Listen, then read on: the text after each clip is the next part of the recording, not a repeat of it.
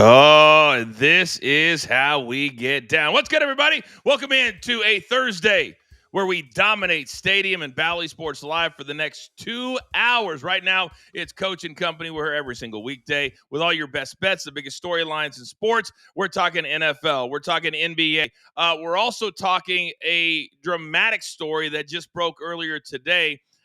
Several arrests are made in an illegal gambling probe, and some names that might shock you. We're going to get into that throughout the next 60 minutes. Now, as always, before we look forward, we must look back. And yesterday we had an absolute ball. If you were here in the morning, not bad. Not bad. 5-3. We'll take that. Our motto here, we just want to win more than we lose. But if you're a premium member, my goodness, we'll get to that in a second. We had a ton of fun last night. We went almost 2 full hours on our premium pop-up, and we cashed a ton of tickets. Marking model was amazing last night, but you missed it if you're not one of the cool kids. Now, I mentioned our schedule here at the brand. It's so busy today. In addition to this, coming up at 11 a.m. Eastern time, it's the Coach and Bro Show. Then don't forget my Sirius XM show, channel 156, 2 to 4 Eastern time, and then all of our content on demand at Coach and Company or our BTT YouTube page. Now, today, right off the top at 11 a.m. Eastern time, there's been a lot of discussion about contracts and non-competes in the world of pro wrestling. Well, this is the man that knows better than anybody. David Otunga, Harvard-educated lawyer, WWE superstar. He's been with several other companies. He will join us live at the top of the hour to discuss all of those things. Now, I mentioned the premium. If you want to become a premium member, last night we probably cashed 8 or 9 tickets live. The night before, Mikey was 6-0 live. This pays for itself. Plus, ask Kim, our chat queen. It's a ton of fun, and we laugh a lot. So we want you to become a premium member and do it today. And then, by the way, if you want to represent the brand, we have a ton of merchandise at our brand new merch store. So get that, send us a picture, and we'll get it up on the show because we want to support you as much as you support us. Now, we've got a lot to get to, but we start with what brings the cash in. And I've got what I like to call the A-team. And they're standing right out. Oh, see? My man Zeno's getting a little impatient, if you know what I mean. Ladies and gentlemen, let's beat the books.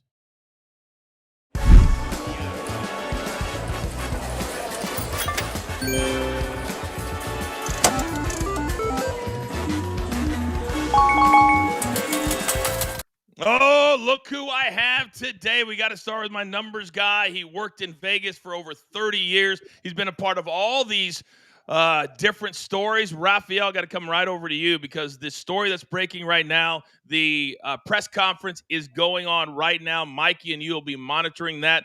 This is a big, big story in the world of sports and sports betting.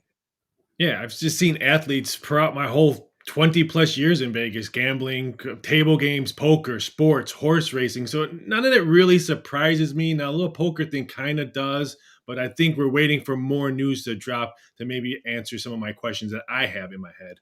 All right, you'll be in the chat most of the show. We're going to have a live update at the bottom of the hour. Zeno, let me come over to you because you do national shows on ESPN radio all the time, and I guarantee you this is going to be a big topic the next time you're on the radio.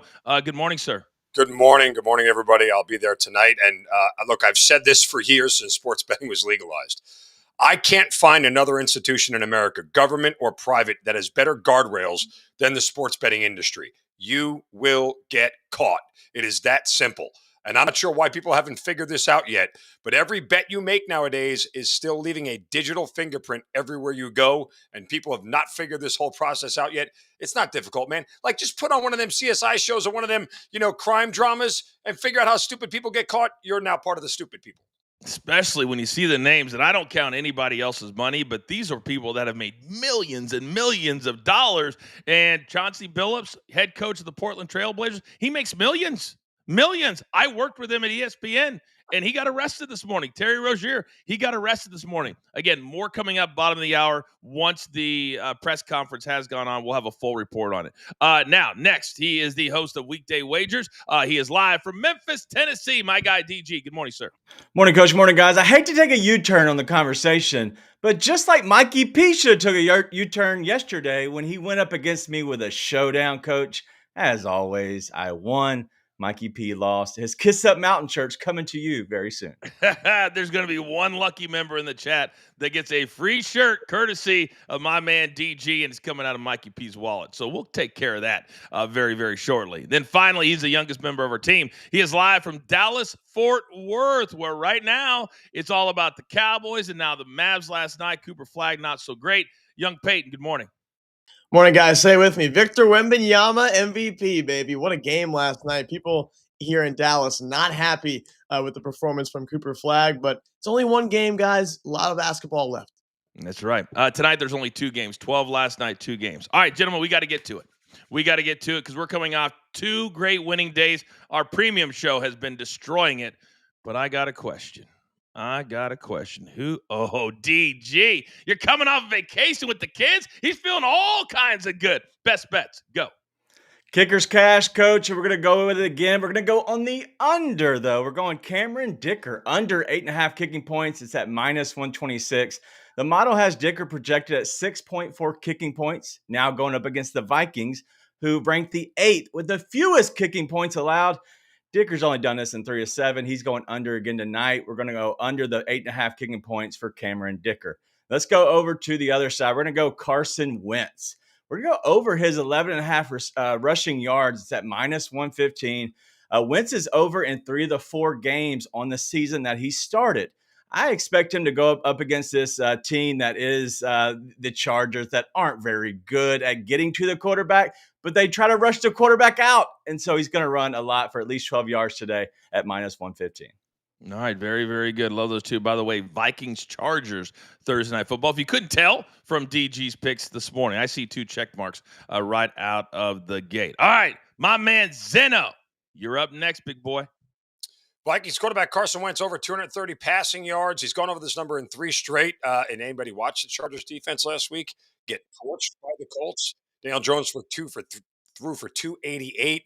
He's got 2 very capable receivers in Justin Jefferson and Jordan Addison. Should go over this number, even with a game script that feels a little bit more run-heavy for the Vikings than pass-heavy per se. And then we're going to look to the other side. Kamani Vidal, Chargers running back. Since he's taken over for Omari and Hampton, the 2 full games that he's done so, he's been targeted a total of 9 times. He's gone over this number each of the last 2 games. The Vikings have one of the most aggressive blitzing defenses in the league and the highest blitz rate in the NFL. There's a banged-up Chargers offensive line. What's the one way to get the ball into the running back hands when you can't run straight ahead? Screen passes. Boss Vidal over 2.5 receptions. No doubt about it. Love those. By the way, what was the name of the wide receiver you said for the Vikings that could go off tonight? Justin Jefferson, Jordan Addison. Oh, Jordan Addison. I guess I'll go next because if you're going to cash with the coach, you're going to do it with Jordan Addison. I got 2 plays on him tonight. Last week, he went for 9 for 128. What does a Carson Wentz veteran quarterback do when he knows they need to win the game and it's a must win? You go to the guy you can feel comfortable with. Jordan Addison. So I like his number over 55.5 yards. A little juicy, minus 120. Play an extra dime. But also his catches over 4.5. He had 9 last week. He had 5 the week before. 4 the week before that. So he continues to get better. And that goes right along with Carson Wentz and the games that he has played. Then I have a third play, Justin Jefferson, over 26.5 for his longest reception, minus 112. We've been doing this a lot lately. If you target one player, you can save yourself 8 or 9 yards if you don't have the longest completion. Justin Jefferson always figures out a way, whether it's across the middle and go or going down the right or left side. He always has a catch or targets over 30 yards. I love that number at 26.5. All right, Raphael, coming over to you. What do you got? We're going to the first one, the NFL game. We're going to go Justin Herbert, over 3.5 rushing attempts. Look at his rushing yards over as well. I think he has a big game with his legs and his arm. They need a home win. Chargers just need a win, period. So I think he has a big game to provide that. He's also hit this in 2 out of 3 games and 4 out of 7. So, and don't forget, kneel downs account for rushing attempts as well.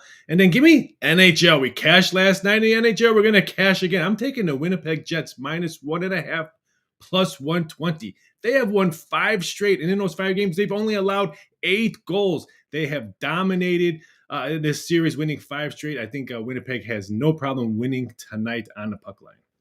All right, very good. And young Peyton, big guy, bring us home if you don't mind. Yeah, first I'm going to say I went 0 for 2 on Tuesdays, so you guys can bet on me going 2 for 2 today. We're taking the Chargers to cover. They haven't been great, but they're going to bounce back tonight against the Vikings, who I'm not very high on. And Vikings haven't covered the spread the last 5 games following a loss. I'm also taking the Nuggets to win tonight at plus money. 2 games in 3 nights for Golden State. Yeah, the game's in Golden State, but Denver is 100% healthy. First game of the year for them. Give me the Joker. And don't forget they brought in Cam Johnson from Brooklyn last year, who averaged almost 20 a game. I like this Denver team this year, and I like them tonight. State's second game. They beat the Lakers on Tuesday night. Denver hasn't played yet. Indiana hasn't played yet, and they're going to be at home tonight in a rematch of the finals against Oklahoma City. By the way, anybody watch Inside the NBA last night on ESPN? Did we see any of the highlights?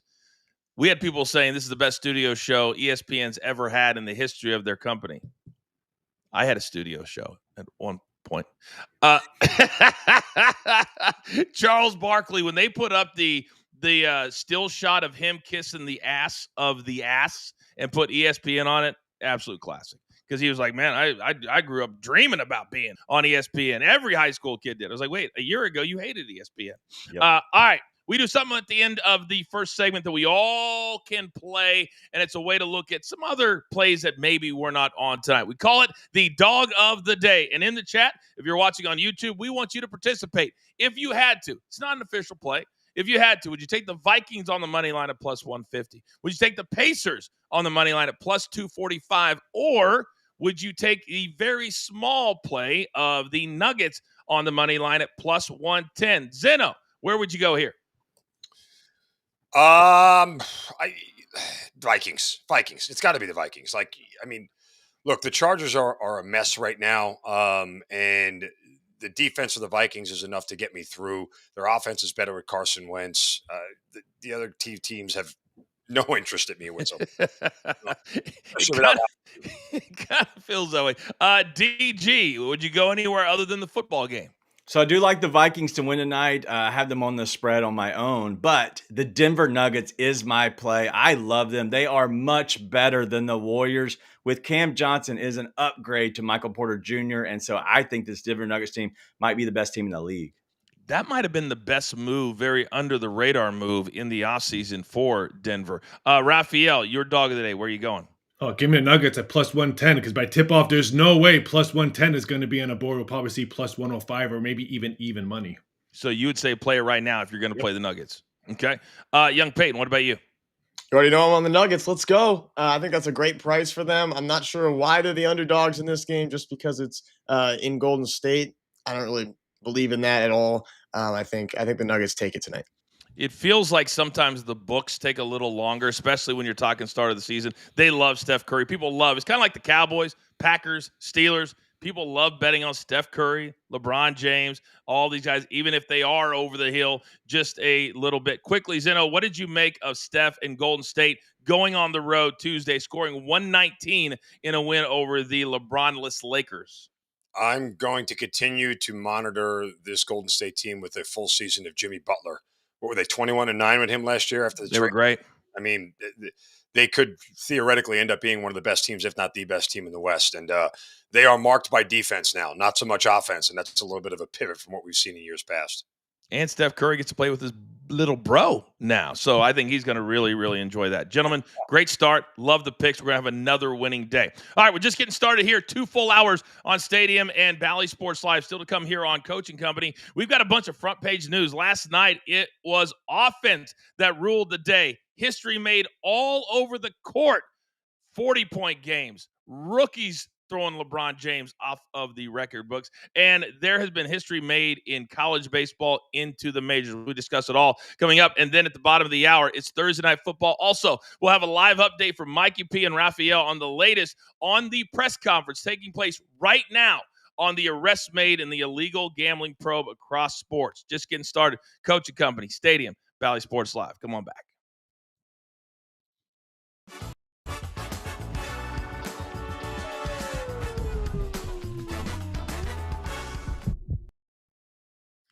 All right, boys. Well, Sean Payton, it only took him 4 days, but he has come out and said, hey, I had no ill intent when I said I would rather play against Russell Wilson than Jackson Dart.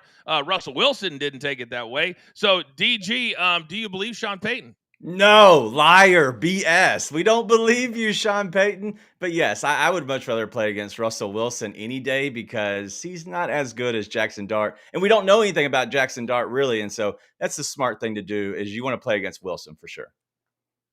I agree with that. I just don't think Sean Payton meant that. I think he likes to throw jabs. And Zeno, he's always been that type of a guy and that type of a coach. Let's just describe Sean Payton accurately in one word: a-hole. Like that's really who he's been his entire career, but it's what's made him successful, right? Like, yes, there are people who get to the top of professions by being complete a-holes to everyone and everything along the way. That's what Sean Payton has done. That's why he's good. He'll take your heart out and rip it out in front of you and hold it in front of you, laugh in your face, and then eat it in front of you. I mean, not a nice guy. Everybody's got to have their one. We love you, Zeno. Hey, Peyton, your thoughts on Sean Payton? Got that, yeah. You just got that. Oh, no. What are we doing? What are we doing? Take a lap. Take a lap. You're on mute. You're on mute. Take a lap. You're still on mute. All right, Raphael, got to go over to you. What are your thoughts? Was Peyton being shady? Yes, he was shady all in New Orleans. He's going to be shady when Denver. He's going to be shady in his next job. He's going to be shady on TV when he finally gets a TV job when he's done. So, yes. All right. Very, very good. Part of me likes this. I just can't stand Sean Payton so much that it just bugs me. But then Russell Wilson on the other side, he doesn't want to take a hit anymore, and he's making so much money, it's hard to like him either. I think he's having his 8th kid. But it's Sierra, so we'll give him a pass. All right, gentlemen, we got a bunch of front page news coming up right now. The NBA, you talk about start coming out of the blocks. My goodness, a lot of players in shape, ready to go. We talk all about it, plus a little Aaron Rodgers comment. We're back in 5 seconds. 3, now streaming. All right, welcome back. Coach and Company here on Stadium and Bally Sports Live. A quick update. We're monitoring the press conference that's being put on right now by the FBI. We've got Raphael and Mikey P in the chat giving you all the information as it comes out. If you missed it, earlier this morning, some early morning raids and arrests. Chauncey Billups, we know so far, the Portland Trailblazers head coach for now, has been arrested. It looks like his is illegal poker with the Mafia. Terry Rozier, he's been investigated for 2 years. He's been arrested this morning as well. It looks like more to come. We'll have a live update coming up in about 14 minutes about what the FBI has says on that probe. It's going to be the front page news all day today. We're going to be all over it. Now, there's a ton of other things going on in the world of sports. It's a cornucopia. So we like to put it all in a nice little bundle that we like to call front page news.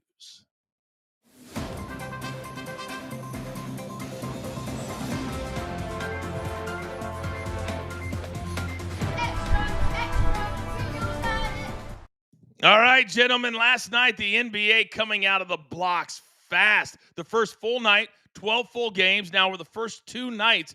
It's the first time, and Zeno, I'm going to start with you, in NBA history that we've had 4 players go north of 40 in their season openers. Luka, Anthony Edwards, Tyrese Maxey, and Wemby of the San Antonio Spurs. Also, 10 of the 12 games last night went over 230. So if you just blanketed and just played every over in every game, you made bank. Zeno, what do you make of this offensive explosion right out of the gate?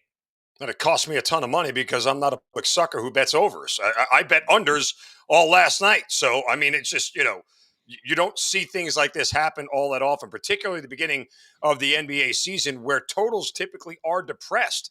That's historically what has happened at the outset, and just it was a train wreck last night as far as overs were concerned. If you were the public, you were very happy. Yeah, I think you look at this, and I think you see this NBA game that's evolving even more because we're seeing so much more speed, and it's early on in games. And so, if you're looking at betting and looking at maybe some totals, I would look at the first halves or the first quarters because these teams are coming out of the blocks, not caring about defense as much, and then the second half it ratchets down a little bit, especially in the fourth quarter for sure. I'm going to sound like a college kid here. Nobody wants to play defense anymore. It's 2025. I mean, guys are just taking step back threes from 30 feet or a layup. There's no such thing as a mid range jump shot anymore. Your jump shots are from behind the arc, and those just add up points, and you're accumulating at least 120 points a game. Yeah, last night, one of the names that we're talking about, Wemby, last year, there were times where he got pushed around and he made a concerted effort to get in the weight room and said, that's not going to happen in year number 2. He had one play where he blocked and the announcer called him like a dad blocking a child on the game, then went down twice between the legs, step back 3 and the foul. And in 15 seconds, we said, that's the face of the league. Zeno, how impressed were you with the entire package presented last night by Wemby?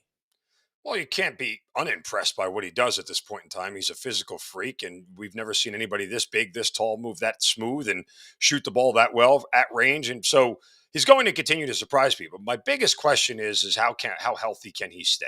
Mm-hmm. Right? I mean, guys like him typically in the past have shown their fragile, as we get rid of him, even though he's not Italian. But I just worry about his ability to stay healthy. If he stays healthy, like Peyton said earlier, he could be on an MVP trajectory. Wemby's an alien, but what we're seeing now, and the funniest thing that I saw out of all this is somebody posted a video of his highlights up against the team last night, and they were like, AI is getting out of control, and it was community noted that that wasn't AI, that was the real highlights, and that's how much of a freak this dude is. He's so tall, but he's so agile. I hope that he can stay healthy, because if he can, dude is going to be amazing for many, many years. Wemby made Anthony Davis, a 5-time defensive player, look like he was on the freshman team last night. I mean, he was shooting over him, driving by him, and dunking. It was insane. Anthony Davis is one of the best defenders, if not the best, at his position in basketball, and he made him look like a little kid last night. He really, really did. Speaking of a little kid, right now, as far as age, VJ Edgecombe, he was the number 3 pick in the draft. He's a youngster, but last night he played like a grown-ass man. LeBron James, you're out of the record books. Most first quarter points in an NBA debut, 14 by Edgecombe. But he didn't stop there. He kept going. He scored 34, which is the most since, wait for it, Wilt Chamberlain in an NBA debut. So this kid, you talk about out of the blocks, Zeno, you can't make a bigger statement than that. No, especially since I bet on the Celtics last night. I had no idea who this guy was. All I know is he just kept scoring as I watched Boston blow an 11-point fourth quarter lead. At least they lost the game outright, and I beat the number move too, which really irritated me. Because it went off at 4.5, and I got it at 2. Anyway, that's a really impressive performance. And so the Sixers, who are perpetually banged up with Paul George and Joel Embiid never playing, if he can play like this, guess what? They might have a shot. VJ Edgecombe is awesome, and I have him picked as my rookie of the year because I believe that this is a guard's game, and it's not about Cooper Flagg being not good. Cooper Flagg's awesome, and he's going to be awesome, but this is a guard's game, and VJ Edgecombe can score. He has that wiggle, as I call it, and he can get to the rim. He can knock down the shots, and so because of that, I love Edgecombe. This was really impressive. The guy is an absolute scorer, and I think a lot of people were just impressed with his athleticism when he was drafted, and they thought maybe he could be just a 3-and-D guy. But VJ Edgecombe can score at all 3 levels. I know it's only been one game, but what a performance last night. And a little side note, Embiid was hot garbage last night. He looked slow and lazy, so they need this from VJ. First points in an NBA debut since Wilt. That's pretty impressive. 3 words for Embiid: out of shape. This dude doesn't give a damn anymore. He already has his bag. He's got his big contract, and I just think he doesn't care. I really don't. He likes to play himself into shape, like Jokic. Only Jokic still scores 30 when he does it. All right, topic number 4. And I don't believe this guy for a second, but he's been very quiet as of late, and I'm talking about Aaron Rodgers. We got a battle of 2 first-place teams this week, boys. We got the Steelers and the Packers. And Aaron Rodgers, they come back from their Tuesday break. He stands in front of the media, and he goes, oh, this is not a revenge game. Zeno, do we believe him? Yeah. And listen, I don't think Aaron Rodgers has ever lied about anything in his life. He is very forthright with people, and you don't like his answers. That's a you problem. He does not care, but he always tells you exactly what's on his mind. I think the closest thing we've seen him at least mislead people about is his ayahuasca retreat in the darkness and wilderness and where he was and everything else. So, I mean, yeah, there's no reason for this to be a revenge game for him.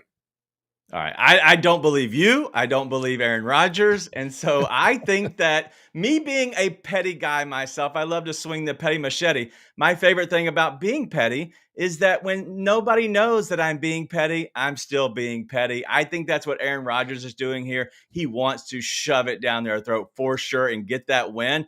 But he doesn't want to tell the national media because that wouldn't be as much fun. That was a lot of petty work. I don't know. Maybe I should make fun of petty when I say something. But Aaron Rodgers, I mean, I agree with Zeno. How do you? He's so straightforward with people and to the media versus any other player. He would let you know if this was a revenge game. I think this is just another night game for the NFL. Maybe I need to send a tape DG to Zeno and Peyton on all of last year's Pat McAfee shows when he didn't answer any questions. None. Zero. Yep. But it happens. Now, topic number 5. And this one is kind of an historic theme today here in Front Page News because Tony Vitello, who is kind of like a local hero in Knoxville, Tennessee, looks awesome. He's very much in control. He got Tennessee college baseball to the upper echelon, and now he gone. But he's not going to Alabama or Georgia or one of these other powerhouses. He's going to the San Francisco Giants, the first coach ever to go from college to the pros without any pro experience and become the manager of a really high-profile team in the Giants. Zeno, what do you make of this move? To quote Cheech Marin in Tin Cup when he said to Kevin Costner, "You have extra large huevos." That's exactly what Buster Posey has because, look, if this doesn't work out, it's on Buster Posey. When you make an outside of the box hire like this and you do something that's never been done before, if it goes belly up and goes belly up fast, that's your head on the chopping block. The target is on your back for making that decision. I don't know which way it's going to go. Tony Vitello is an excellent baseball coach, but managing in the majors and doing it in college are completely different things.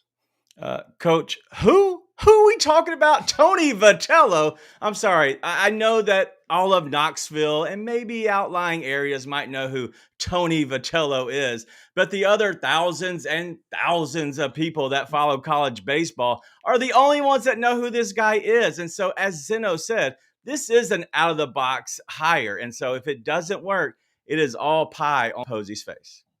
This has become the new trend in sports lately, hiring guys that have no professional experience. Angels just hired Kurt Suzuki yesterday, hallelujah. But Lakers last year brought in J.J. Redick, whose only experience was coaching rec ball. But Vitello is a winner, and why not go change things up if you're the Giants? You guys need to win. You have a good team, and you let the Reds take the wild card spot last year. That should not have happened. I like this signing from the Giants to give them some energy and make it to the postseason. What do you make of it from the Vitello side of things, Zeno? Because sometimes when you run a program like Tennessee and they got all the money in the world, that's a nice, comfy spot. Do you fault him for making this move?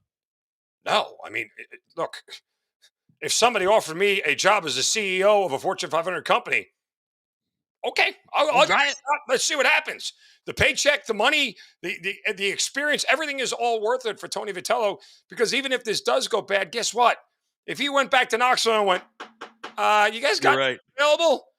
Come on back, T. We love you, baby. Let's go. That's exactly what would happen. And you live in Tennessee, DG. They would welcome him back with open arms. 100%. And he is a good coach. But as we know in professional sports, you are the CEO of a franchise. And really, honestly, you're doing less coaching as you kind of move up the ranks. And at a professional level, he's just got to make sure he has the guys there, the players. If he has the players, he'll be a good coach. If he doesn't have the good players, he won't be a good coach. All right. Very, very good. Gentlemen, great job on Front Page News. Now, we're only halfway home here on the show. Coming up on the other side, you don't want to miss this. We're going to have a live update on the press conference that's going on right now on the shocking news today from the FBI that several sports figures have been arrested in an illegal probe on gambling that involves poker, sports betting. Some more names have come out, so we'll have a live report on the other side on who those people are. And there's plenty more to come from what I understand. Also, we'll get further into Thursday Night Football. It's pivotal. It's almost like a make or break for both the Vikings and the Chargers. Love today. Love today. It's Coaching Company Stadium, Bally Sports Live. Stick around.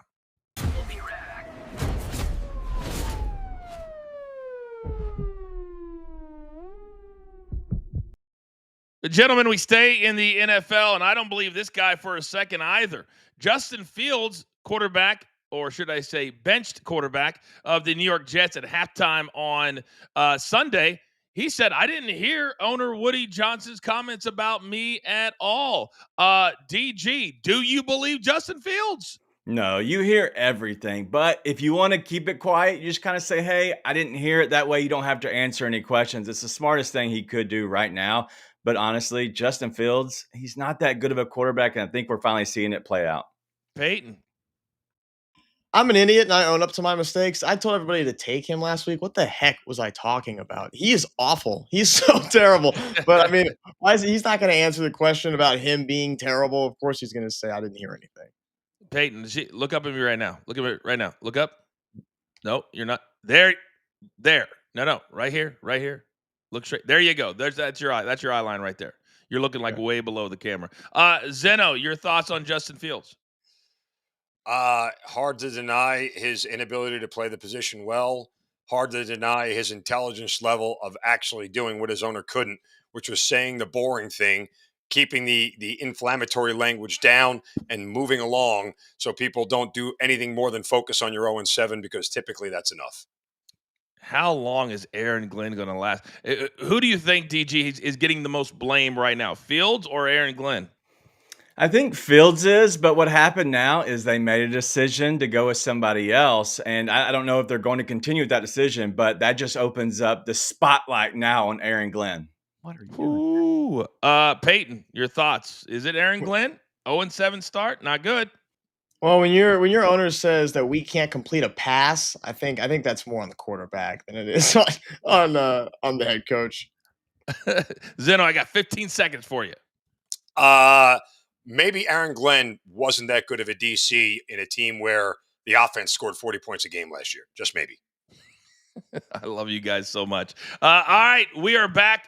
Live update coming up right now on those arrests this morning. We're back. Stadium, 5 seconds. 3. Now streaming. Okay, welcome back, everybody. We are just past the bottom of the hour. If you're watching us live in the East, it's 10:32, 7:32 out in the West. Now, earlier this morning, shocking news, breaking news of arrests made in sports. So far, Chauncey Billups and Terry Rozier, that we know, have been arrested in a illegal sports gambling probe that involves fraud. And for the very latest, my man Mikey P is going to join us right now. You've been monitoring, Mikey, the press conference by the FBI. What did you find out? So the three biggest highlights here for the NBA are Damon Jones, Terry Rozier, and Chauncey Billups, and they're all involved in different things. Damon Jones is the only one to be involved in both illegal poker games and the rigging of poker games, costing people millions of dollars using high-tech technology to rig these poker games. And he's also on the side of illegal sports gambling using inside info for prop bets. Terry Rozier is on the sports gambling side using illegal info for prop bets, and Chauncey Billups only in the poker game. So Damon Jones on both, Terry Rozier on sports gambling, and Chauncey Billups in using high-tech technology to rig poker games. All right, Mikey, thank you very much. Jump back in the chat. Watch that. Let's bring Raphael in. And Raphael, you were part of this world in Vegas for many, many years, watching this press conference and what Mikey just said. What is your take? I think the poker thing has got to be the worst one that they're talking about, because the sports gambling thing, they keep on mentioning prop bets. They're not mentioning games. They're not mentioning certain games. They keep on mentioning player prop bets. That's why I think the other day someone mentioned prop bets on a certain show that they were maybe limiting prop bets on that one. That's why I think some people maybe knew this was coming down the wire. But I think the poker thing is horrible. It's just stuff I'm reading. Can't believe it's shocking.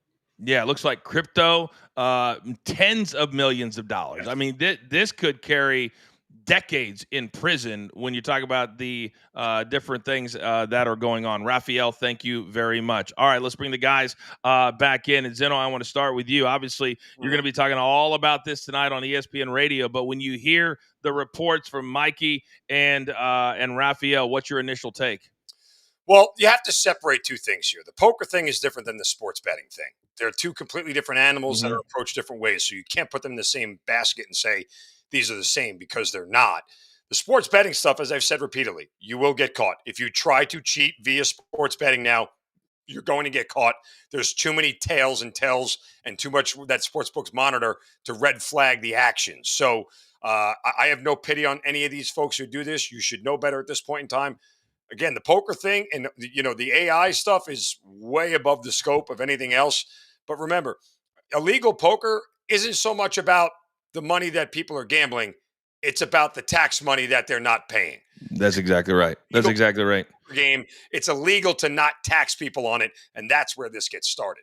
And we saw Gilbert Arenas. He was just running them, and all of a sudden, his name doesn't even really exist anymore. And he said, listen, they were just using my house, but this is actually people involved. In DG, I'm seeing names like Bonanno, Gambino, Genovese, crime families that are involved with Billups and Damon Jones. And when you start talking about organized crime and the mafia, my goodness, this could be unbelievably serious. And I wonder if there's more arrests that will come either today, because once you make one arrest, usually they get all of them within 24 hours. Yeah, you're going to see more and more people get arrested because of this. And this is all about that, the gambling stuff. But it always comes back to the very beginning is be careful who you surround yourselves with, because now you're looking at Damon Jones, who seems to be the high profile person in this. But also now you have Chauncey Billups, who was his coach, who Damon Jones was an assistant there in Cleveland. And so now they've been tied together. Now they're tied together again in these arrests. And so because of that, I'm not saying Chauncey Billups is innocent by any means. I'm just saying sometimes when you surround yourself with the wrong people, they take you down as well. And think about this, guys. Chauncey Billups played, 20 years in the league? I mean, he was making seven figures for more than 15 of those, if not the entire career. And now he's making $4 or $5 million, maybe more, to coach the Portland Trail Blazers. And he throws all that away. I worked with him. I love Chauncey Billups. I'll go on record and say it. Good dude. But this is a bad decision, Peyton, a really bad decision. I was just going to go off of that and say one of the most respected guys in the league is Chauncey Billups, known as Mr. Big Shot, right? While leading the 04 Pistons to a title over Kobe, Shaq, Karl Malone, and the Lakers. He's proving once again, as much as we think we know these guys, we really don't know these guys. Sometimes it's more about fun and thinking you're not going to get caught. But I think Zeno has said it best this morning, that everything in the digital world, you're going to get caught eventually, and it doesn't take him very long to connect the dots. And now as we move forward, Zeno, we saw Adam Silver was on Pat McAfee's show the other day, and he was making a big deal about how he's contacted the betting partners to eliminate small prop bets, like a guy that has over 1.5 rebounds or over 1.5 points, and only focus on the big stars. Translation, the big stars that are also making tens of millions, so they won't, we would think, do this. Do you think Adam Silver knew that this was coming 3 days ago? Well, to a certain extent, they're all aware of the sort of pitfalls of this whole thing. But I get really irritated at the lazy idea of people turning around and saying, well, it's hypocrisy for them to allow sports betting and partner with it and advertise with it and then not get mad when this stuff happens. The same thing happens with beer. Right? We have, X player was arrested for drunk driving. They go to a commercial and the first thing out is a beer spot and no one complains. Like the delinquency rate of gambling is lower than every other vice out there. Statistics have proven that over and over again. And yet somehow we still have this archaic draconian ideology about sports betting that it's going to be the downfall of society. And it's just ridiculous. So I really wish people would wake up to the idea that sports betting as an industry has the best guardrails and that it is very well regulated. And the idea that this stuff is happening still is more of a product of the idiots who are doing it, not the system itself.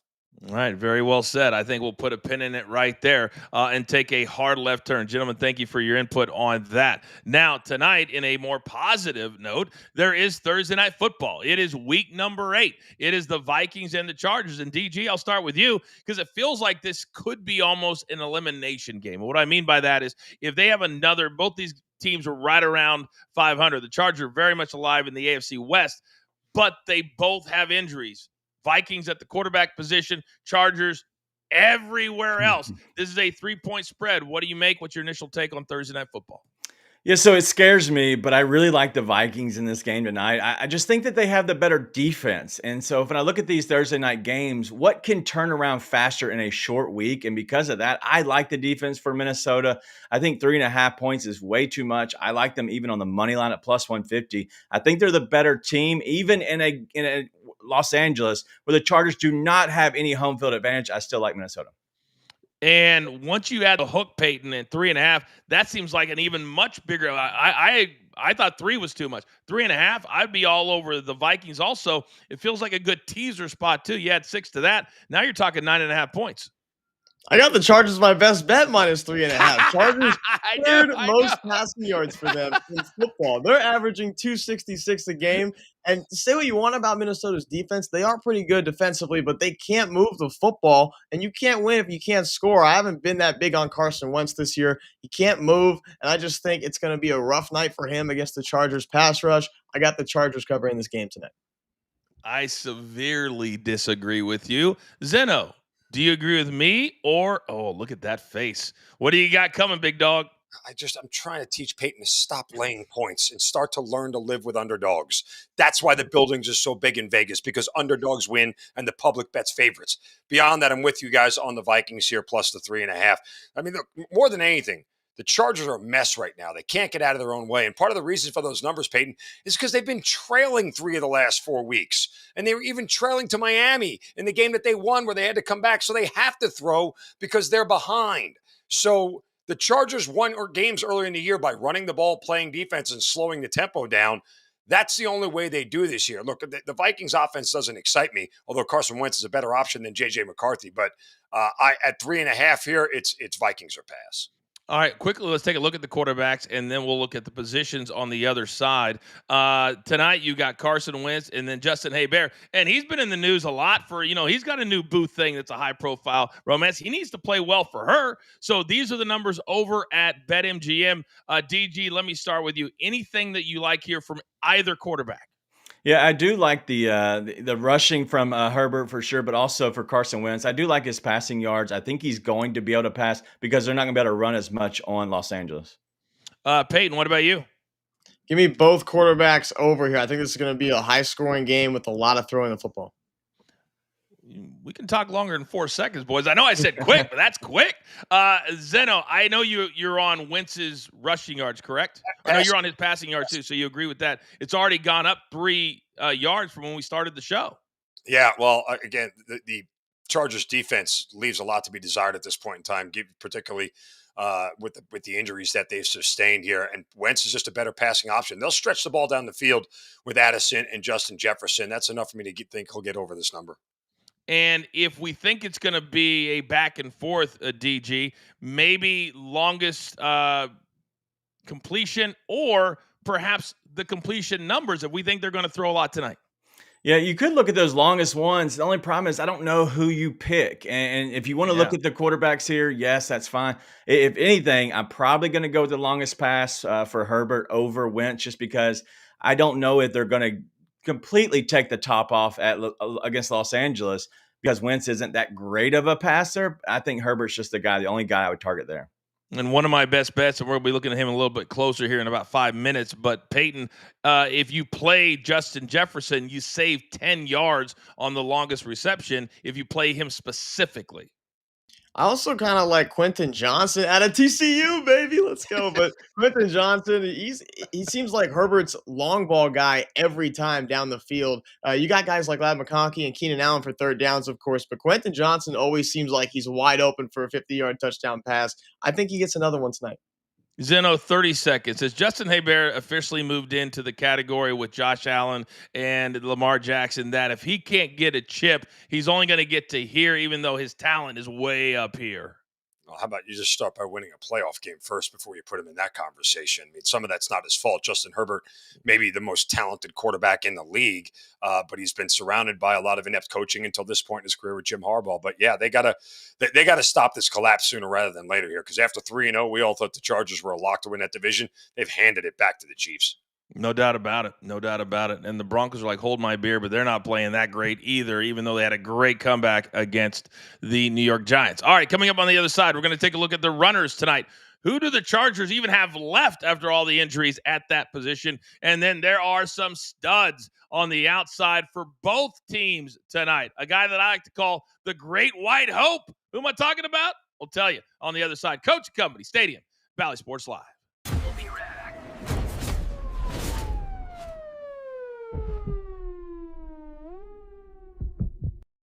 All right, Peyton, I'm coming right back to you because last night Cooper Flagg said about his NBA debut, quote, not great. Mikey P, who lost a showdown to DG, also thinks it was not great. 10 points. His number was 16 plus. What are they saying locally there on news and radio about Mr. Flagg?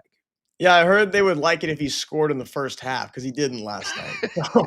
So I mean, when he brings the ball up the court, it's so much different from him than playing from Duke. He's got to go against NBA guards bringing the ball up the floor. He's running point guard most of the time because D'Angelo Russell was just atrocious last night, turning the ball over multiple times on being guarded on ball, just bringing the ball up the court.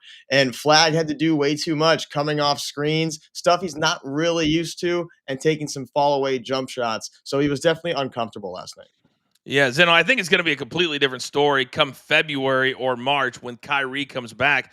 But how much do you think that will help him to get this experience when then he can move to the 2 or the 3?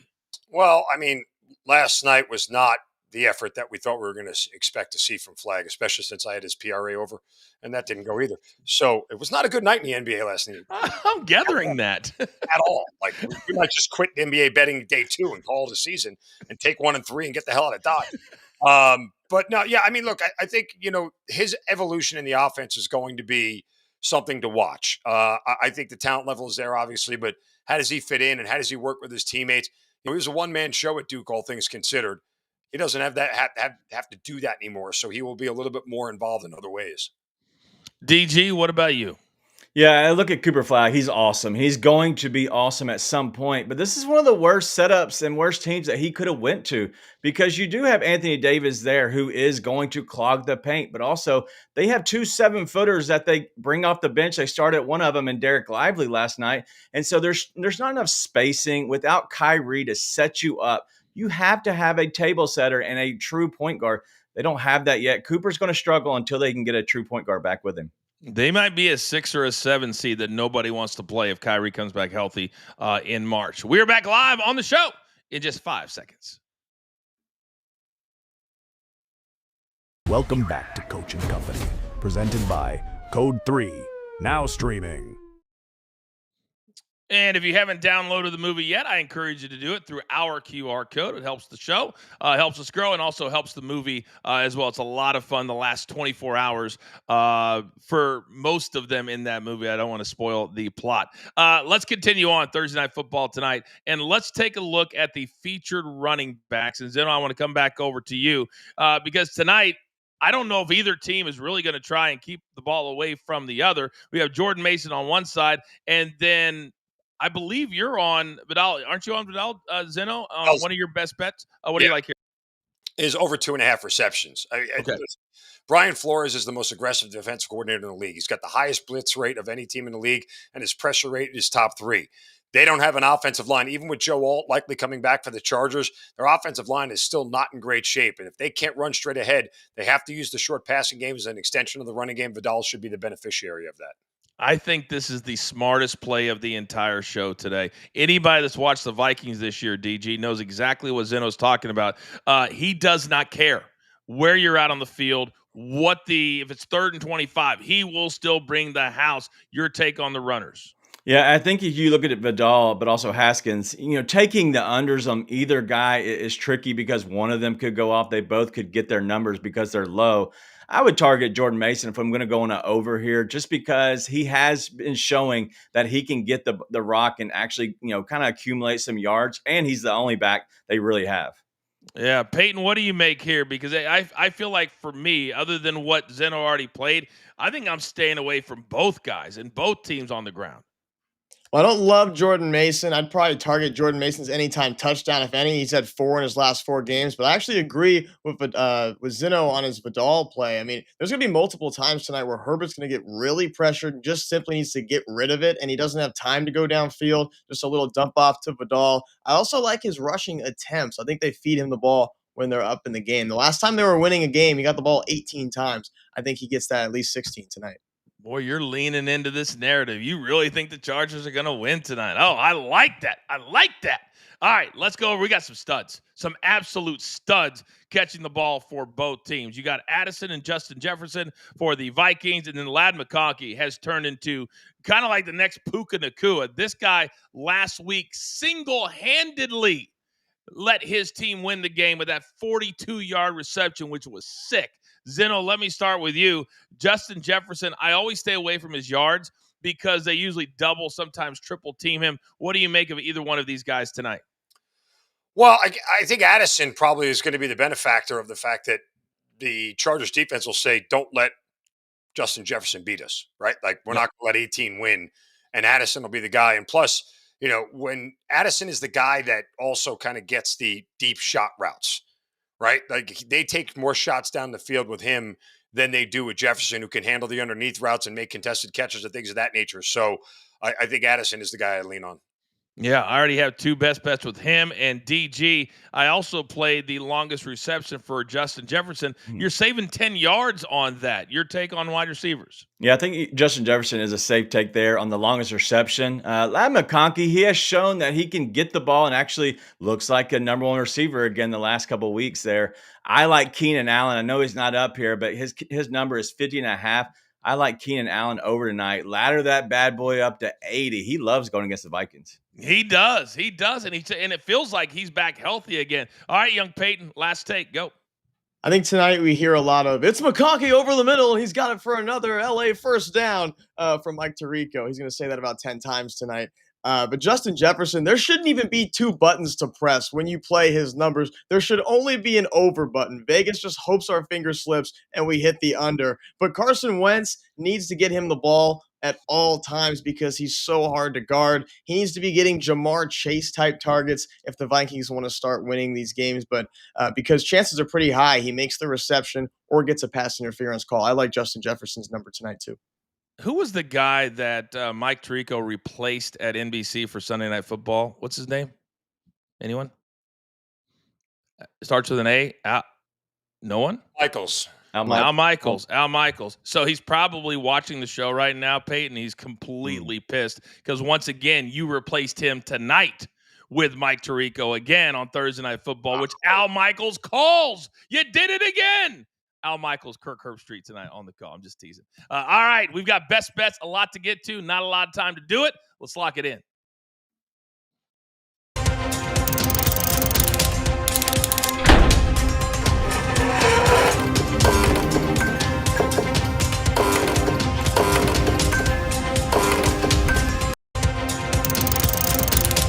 Okay, 10 seconds or less, 1 or 2 nuggets is all that I need. DG, let's start with you. We're going kickers, everybody's favorite. We're going to go under Cameron Dicker, under the 8.5 kicking points at minus 126. I like him going up against this Vikings team who doesn't allow a lot of kicking points at just 6.8 per game. Then we're going to go with Carson Wentz over his rushing number of 11.5. It's at minus 115. He's done this in 3 of 4. Let's make it 4 or 5 tonight. Young Peyton, you're up. Taking the Chargers to cover the 3.5 because Carson Wentz stinks, in my opinion, and I like Denver tonight. Even though they're on the road, I think the Joker has a big night, and they beat Golden State. That's a late game. 10 p.m. Eastern is the start for the Nuggets and Golden State. Raphael. Books are telling me right now this game will probably close at 3, so make sure you get the best number when you're betting tonight's game. But that's why I'm taking Justin Herbert over 3.5 rushing attempts at minus 125. Also look at his rushing yards. I think there's great value. Again, also in the NHL, give me the Winnipeg Jets minus 1.5 at plus 120. Their last 10 meetings, they have won 5 straight and 8 out of 10 against their opponent. This should be an easy win for the Jets. There you go. Mr. Zeno. Carson Wentz over 230.5 passing yards. Why? Because he doesn't stink. He's better than J.J. McCarthy. That's number one. But two, the Chargers defense is an absolute mess right now. He's gone over this number in 3 straight games. He'll do it again tonight. Chargers running back Kamani Vidal over 2.5 receptions. Since he's taken over full time, he's gotten over this number in each of the last 2 games, and he's gotten 9 targets over the last 2 games, 4 and 5 in the last 2 games, respectively. The target share will be there. He'll go over 2.5 receptions. I also love the Vikings tonight. I love Jordan Addison. He went for 9 for 128 last week. A big night again tonight. Over 55.5 on his passing yards, or receiving yards, and over 4.5 on his catches. And then I like Justin Jefferson to get at least 1 catch over 26.5. It always happens in every game. At one point, he goes deep and nobody can stay with him. I love those 3 plays tonight. Take a screenshot. We're going to have a bunch of green check marks tomorrow. Now, quickly, Raphael, let's bring everybody up on the screen. Raphael, I know you've been watching this press conference. Anything else going on in the last 20 minutes that we haven't heard yet? No, they're just talking more dollars than anything else. There's pretty much no breaking news, no more added names, but it's just, my head is going to explode right now, just how much money on the poker side. I keep on telling people they're talking player props, not games, but the poker side, 2 totally different stories. But a dollar amount is 2 totally different stories on the poker side. How much are they talking about money-wise? Oh, they keep on saying 15 plus million, but it's got to be more. If it's cross state line and poker's a big betting sport, I mean, pots get huge in poker. I wouldn't be shocked if it's 20 to 30. Good Lord. Zeno, we can't, Chauncey Billups, I don't think he's been fired yet, but we can't imagine he stays as the coach of the Blazers. Well, it's hard to do that when you're facing a federal indictment. Game plan, lawyers, game plan. I don't know which one to pick, but nonetheless, he probably will be placed on administrative leave here before the end of the day.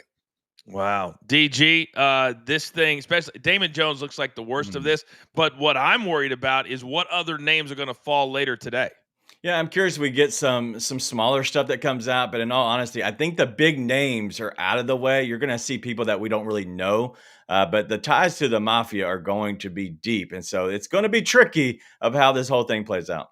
All right, gentlemen, great job today. Really, really well done. All right, I need that one shot because we're not done here at BT Studios. In fact, we're only halfway done. We've got a whole nother hour on Stadium and Bally Sports Live. And coming up at the top of the hour, you want to tune in right away. We've got David Otunga, a Harvard-educated lawyer. He's a wrestling superstar, and he's been all over these non-compete contracts that are really keeping wrestlers out of the ring, and they can't even earn a living. We're going to talk about that over the course of the next 60 minutes. But right now, there's only one thing left to do. What a great show today.